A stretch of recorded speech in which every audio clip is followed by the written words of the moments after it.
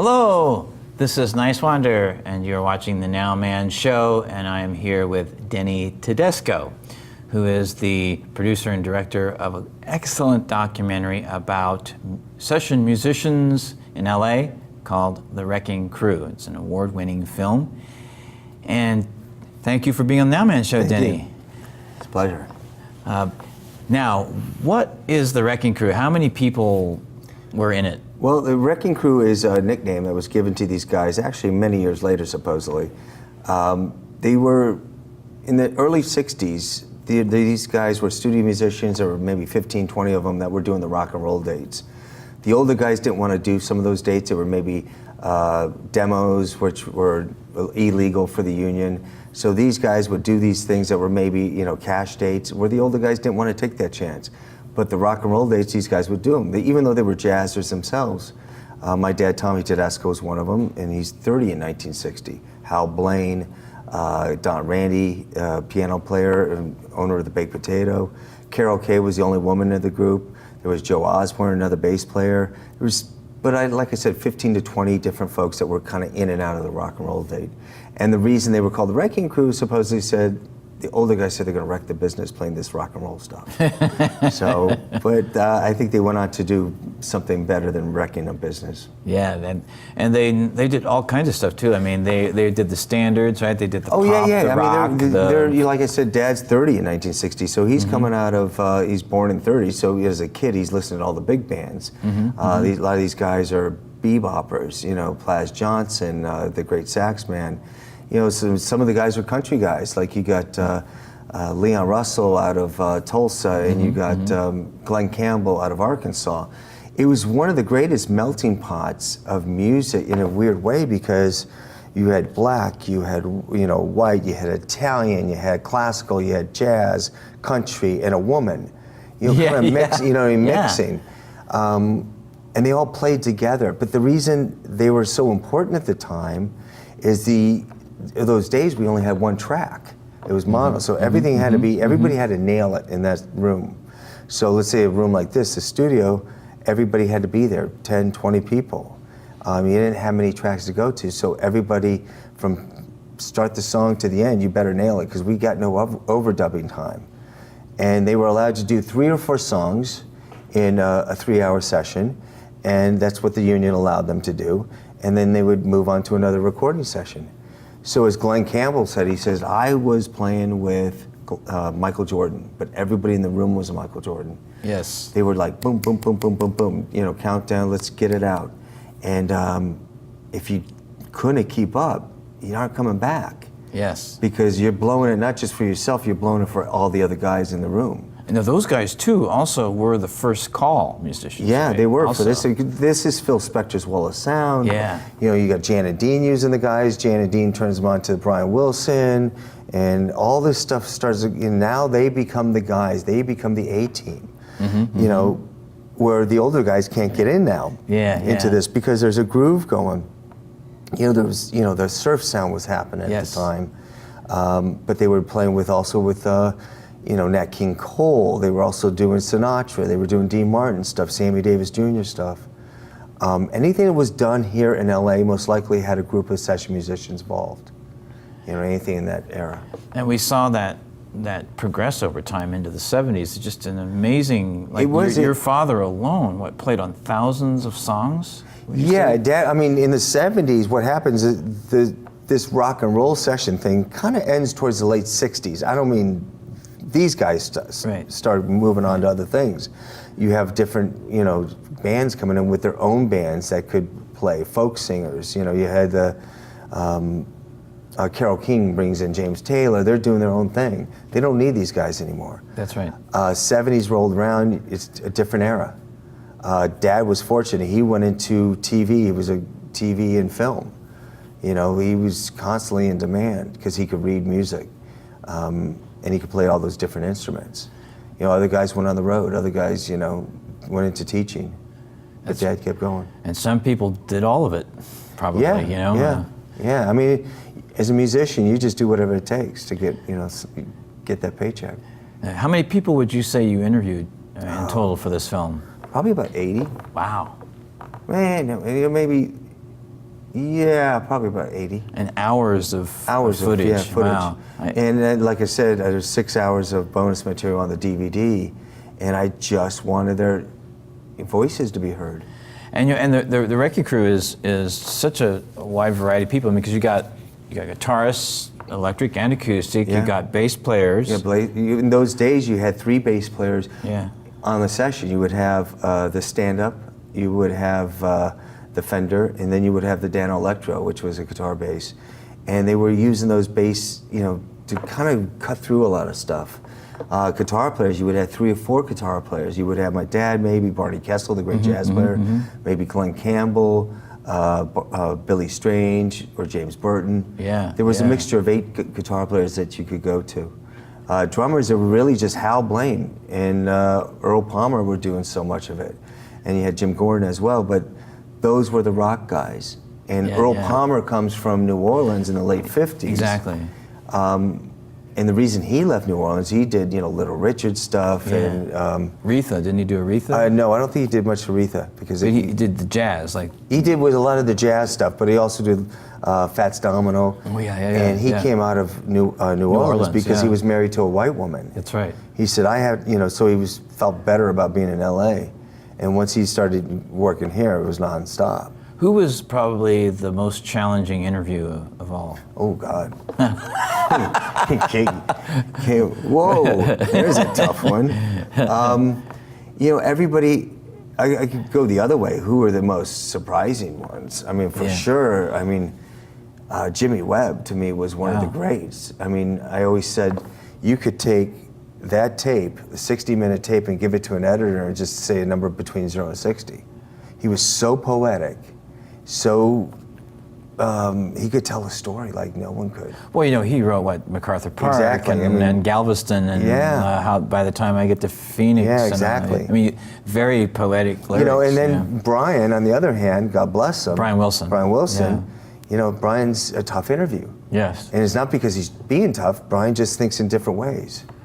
Yes, I've talked to him twice, and the first time was different from the second time. Yeah. And you just don't know where he's going to be at any given point. And he was, he loved these guys. You realize people said, my question to these guys, I said, were you ever intimidated by the artist, these big, artists? And they said, no, not at all. The only ones you might be not intimidated, but a little more on your toes is Frank Sinatra. That's Frank. Yeah. Frank's older than them. Exactly. But when 1960, Dad's 30, and I think Brian's maybe 19. These bands don't have their chops to be in the studio to be able to play their instruments at that point. They're maybe good musicians, but there was a different mentality in the studio. You can't just record it and nail it. So they looked up to these guys. Someone said, were they upset they weren't stars? They were stars. They were stars among the stars and stars among themselves. There's nothing better from getting oh my God, did you hear that? What he just did? That's praise from your peers is better than anything.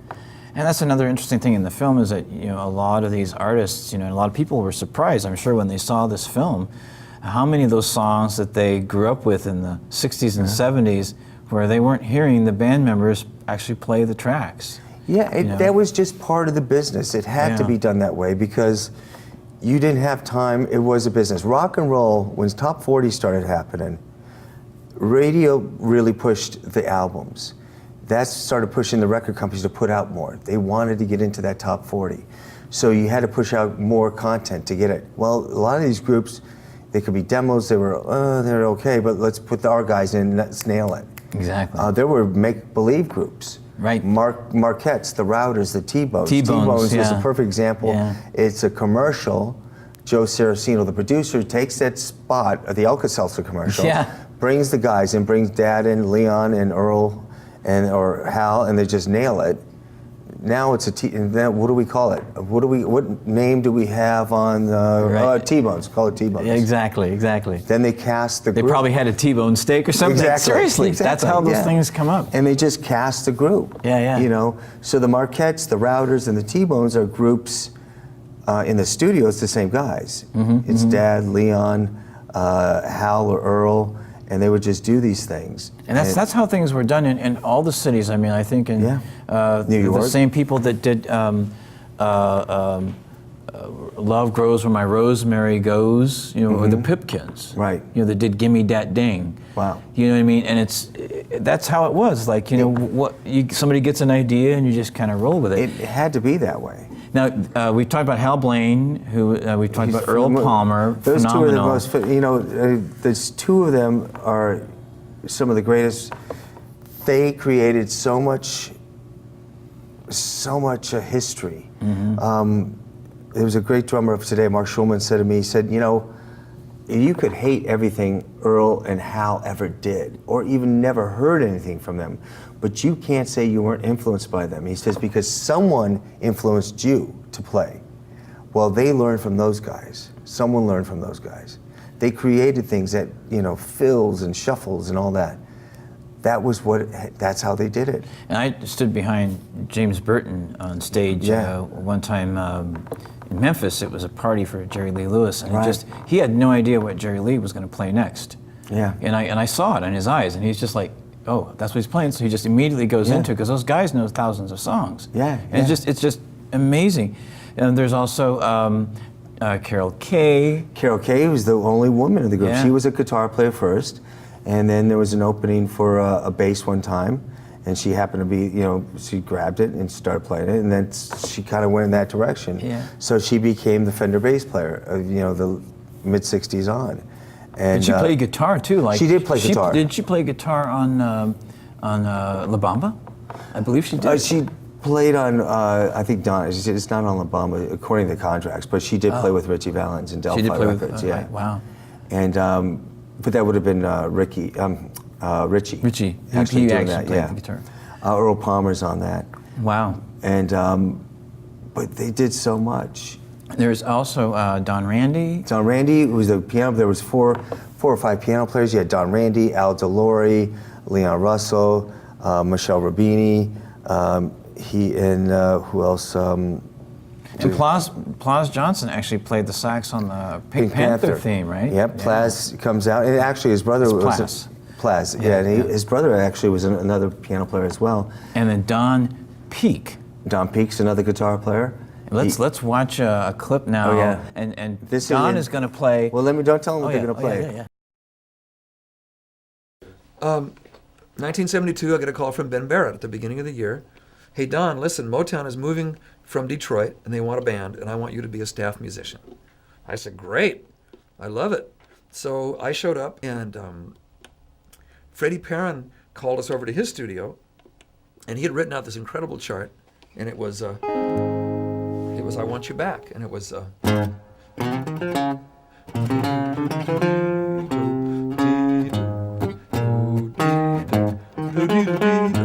then David T comes in.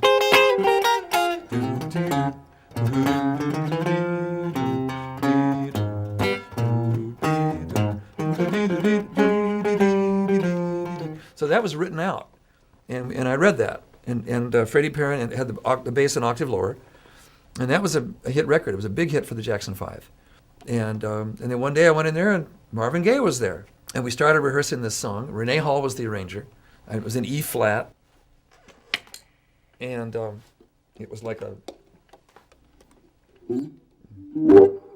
So I wasn't playing the wah wah yet. It was like.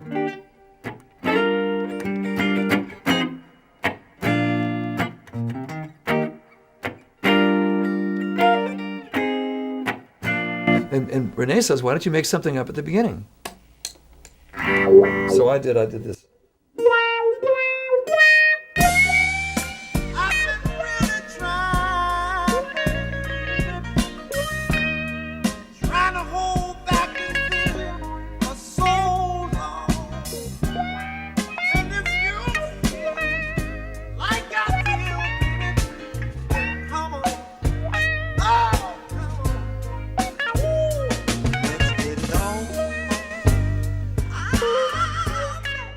Marvin saying, let's get it on.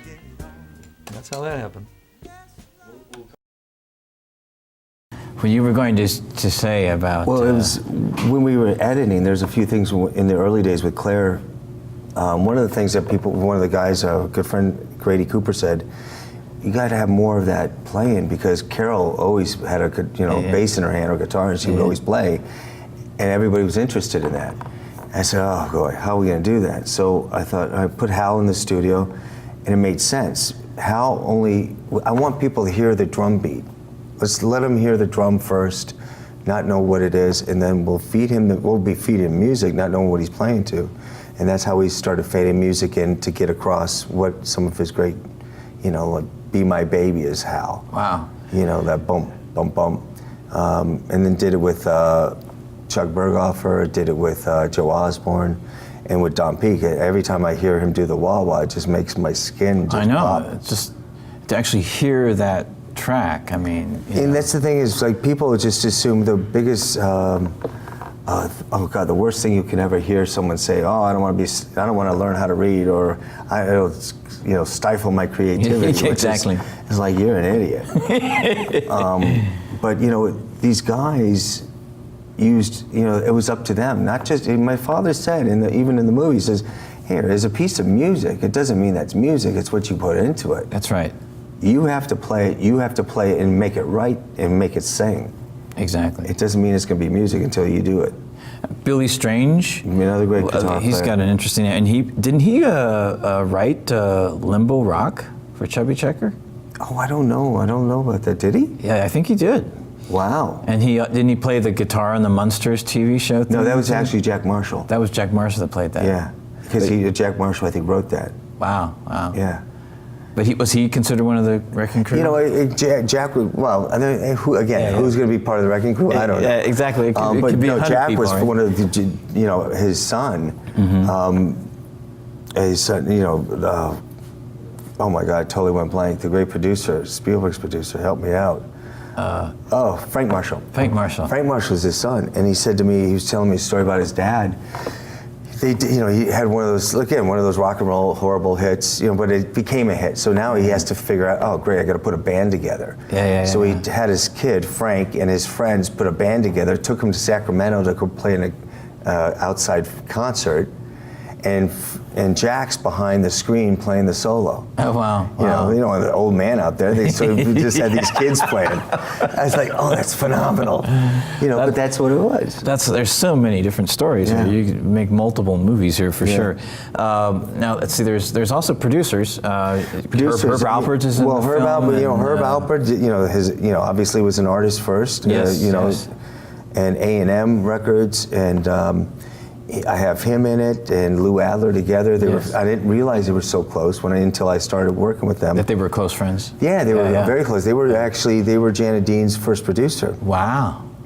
I didn't know that. They learned from Sam Cooke. Wow. So he was talking about how Sam Cooke taught him everything, and Bums Blackwell and all these guys. H.P. Barnum. H.P. Barnum, another phenomenal interview. And Snuff Garrett. Snuff Garrett, one of my favorite interviews, and Snuff just passed away 2 weeks ago. Yes, and we'll see a clip here in a second. But he was the kind of guy that was really about the business. Snuff came out of Dallas in radio, came out here, he got a job at Liberty Records, which was amazing. They were doing a record a day at Liberty Records for weeks. Wow. A record a day. Record a day. So we were talking an album Vicky or Carr, a single? album, or Wow. they could knock them out. Wow. That might have been singles, but it was like every day. Here's Snuff in his own words talking about there's nothing better than Snuff. his career as a producer in Hollywood. Yeah. I came to LA to work. I went from, in a little town in Texas there, I was making about $350 a week. It was a lot of money for a kid, And I was making $350 a week, and I quit that and went to Liberty Records doing local promotion in LA for $90 a week. And it took me about 6 months to talk him in and let me produce a record. So I guess I was such a lousy promotion man that they decided to let him try this. If that don't work out, we can get rid of his ass. I'm sure that was the thought. And so I started out, Soundworker taught me right. Started out, cleaning up tapes, and they had a big act in those days called Martin Denny. It was exotic sounds from Hawaii, piano player. And so I put in the bird sounds and the cuckoos and all that stuff.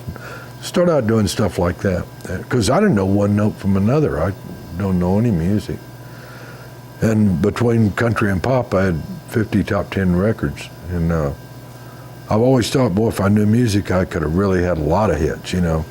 But then I thought, if I knew music, I might not have had any hits either, you know. It's just a different way of hearing. I was always interested in the songs. Because I'm making a record, and what makes a record, just like it makes a film or a television show or anything else, is the script. And the song was always the most important thing to me. I think a song can be played badly, but if it's a good enough song, it can be a hit, you know. See, records were never, ever in my lifetime aesthetic to me. I never thought that we had a hammer and a chisel, and I was chiseling anything in stone that was going to last for 1 billion years, you know. I was making records for people to buy, and we'd like to sell them to you. That's all I made records for. If you like that, hell, buy it, you know. If you don't like it, I'm not here to tell you that this is better than any damn Mario Lanza record I ever heard, because it was. I never went for the aesthetics of making records, and a lot of people do, and I respect them. I listen to them, and I enjoy them. But that was not my way. My way was to make records for people to listen to.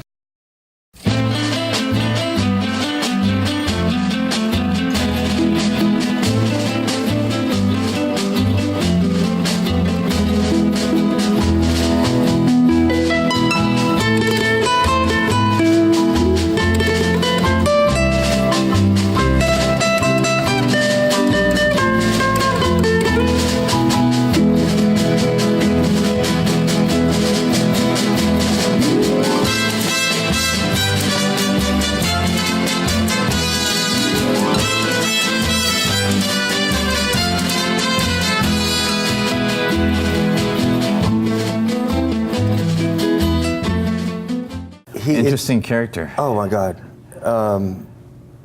You know, he was. Some people also think we hung out and we knew everybody, you know, like all the musicians. I didn't know any of the musicians until I started. I mean, I knew their names, but I never met Don Randy, maybe once or twice in my lifetime. Carol, I don't think I ever met until we started filming. Snuff was the only guy I met because Dad and they were good friends and they were gamblers. Oh, really? So if there was a card game, Snuff was there. Yeah, wow. And they could gamble on, like he said, on anything. It could be a raindrop where it's going to hit. Wow. But he was the opposite of, you know, an artistic producer. When I say artistic producer, who's, like he said, I'm in a business. My job is to get in and get out and get a hit. So if there was any complaints about Snuff, it might have been, well, I could have done another take. I wish it would. You know, Stuff says, I got it. It's good. Move on. And he had the best working for him. He had Ernie Freeman as the great arranger. Earl Palmer was doing a lot of his work. Dad was doing the 50 guitars of Tommy Garrett, which is and that was my dad on the guitar. Tommy Garrett, who is Snuff, can't play a note. That's right, exactly. Yeah. That's right. That's what he mentioned, that he really wasn't a musician. No. So we have to, man, there's so many stories. The Monkees. The Monkees, you know, the Monkees. You know, like people thought, you know, that was the big, you know, the fall, but it wasn't. It's just that was just part of the business. You know, even Mickey Dolenz said he was surprised it even happened. Yeah, yeah. Everybody knew it was a TV show. Why was there such a, you know? And the great story of the flying Telecaster, Michael Nesmith recording Michael session. Nesmith put together a session on a weekend. It was a Saturday, Sunday. Shorty Rogers, the great arranger, put together his music with a big, huge band. Earl Palmer and Hal Blaine and James Burton and Dad and everybody was there. And he asked my dad, he asked everybody, just go crazy on the end of the song. Well, don't give that opening to my father. That's not something you tell my father. And at the end of the song, the guitar went up flying in the air and came crashing down. And that ended up in the final recording, Yeah, right? you hear it at the end of the recording. What's the name of the song? Oh, I don't remember. It's off the Wichita Whistle is the album. Wichita Whistle, wow. Yeah. But it's an outtake on the actual DVD. I know, actually, great. I'll definitely look for that.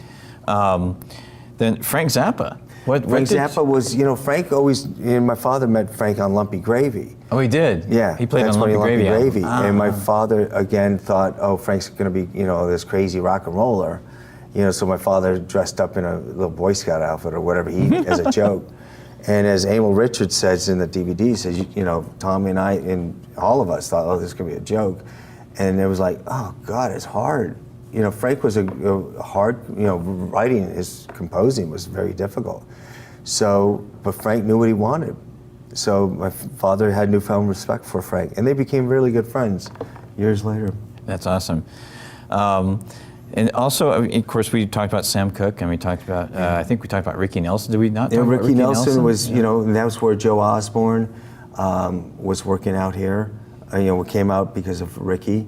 He had, Dad did Fools Rush In, and James Burton's on that. Traveling Man. Yes. It was a great song that Jerry Fuller wrote. That was just happened to be on Ricky. He took it, and it was supposed to be for Sam Cooke originally. Oh, really? Yeah. Wow, I'm sure it would have sounded a lot different too. Yeah, and it's actually, Jerry Fuller told a great story about that, how Joe Osborne saved it from the trash. So it's wow. Yeah. And your father was on the Gong Show. The Gong Show was supposed to be as a joke. He went on to tease his. He had done. Wasn't he wearing like a little tutu? he basically, all those years he was winning in the early '70s. NARAS, which is the Recording Academy, they would say, the best studio guitar player, the best studio this, or best studio, and he was winning like 4 or 5 years in a row. He won, the top guitar player, and then the 1 year Larry Carlton won.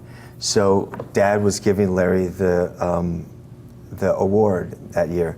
So my dad sang a song about the Requiem to a studio guitar player. It was in the 50s I was something, in the 60s I was like a king. Now the 70s are rolled around, my name don't mean a thing. And that was the opening, and then he would talk about all the guitar players, Barney Kessel, Howard Roberts, and it was a joke among his friends. That's great. So he did that on the Gong Show, just the opening part, and as a joke, but didn't realize how serious it had to be. Oh, wow. Well, meaning like he had to they had to keep him in the room, and then he came out in a tutu.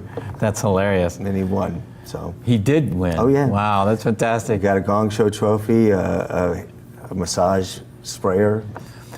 Well, when this is the end of another great episode with Denny Tedesco, and we will continue in another segment, another episode. This is Nice Wonder. You're watching the Nowman Show here with Denny Tedesco, the producer of the Wrecking Crew.